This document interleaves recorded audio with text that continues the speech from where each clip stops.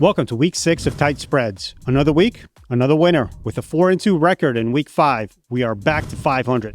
The sunglasses stay on. Let's start making that plus money. Let's get this party started. Dallas at Carolina, Cowboys -3. There's a pause with this pick. Panthers are a subpar team, but if you look at their record, they do show up at home. They covered or won 8 of their 9 games at home, but I just can't do it. I can't do it here. I can't bet against the boys. At 3, I might be playing for a push, but here's my thinking on picking the Cowboys. Dak is great against subpar teams. Plus, last year when the Cowboys played the Panthers, the game wasn't even close. Want to add one more tidbit. Cowboys defense is trash. Bottom 5. But Cowboys defensive coordinator was Bears head coach last year.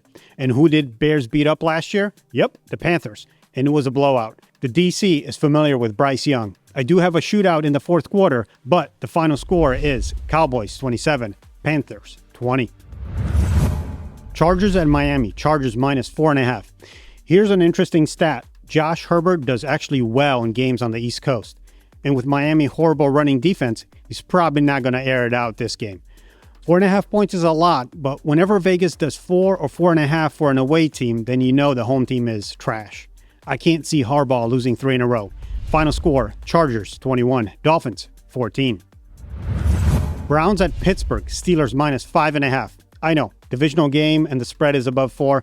Maybe I should stay away, but not when you look at the numbers. Steelers are coming off a bye. Browns are playing technically their 3rd road game in a row and throwing a brand new young QB in the mix.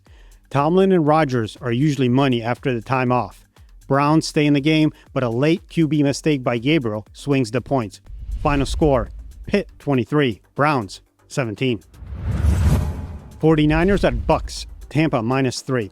I have no idea why this number hasn't moved, but I'll take Tampa every day of the week and twice on Sunday.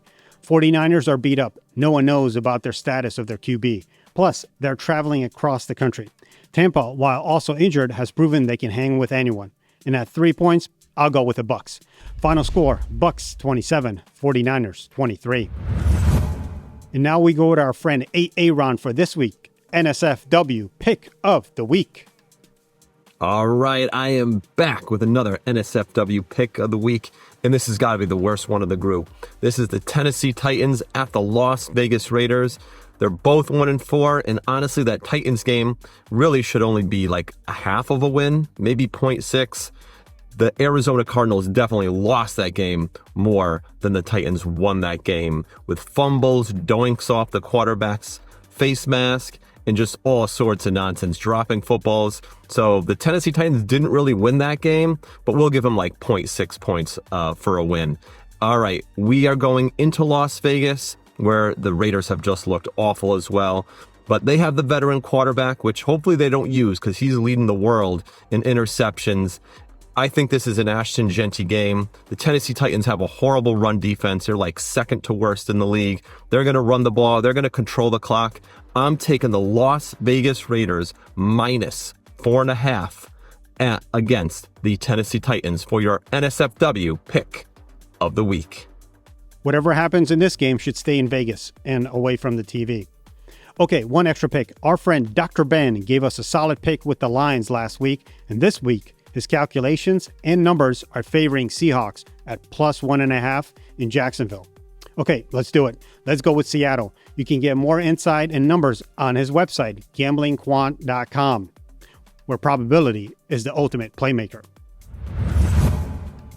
So for our final picks, we have Cowboys -3, Chargers -4.5, Pittsburgh -5.5, Bucks -3. Our NSFW game is Vegas -4.5. And our Dr. Ben bet of the week is Seattle +1.5. Don't forget to like and subscribe. And as always, the beverage is on ice. GBO.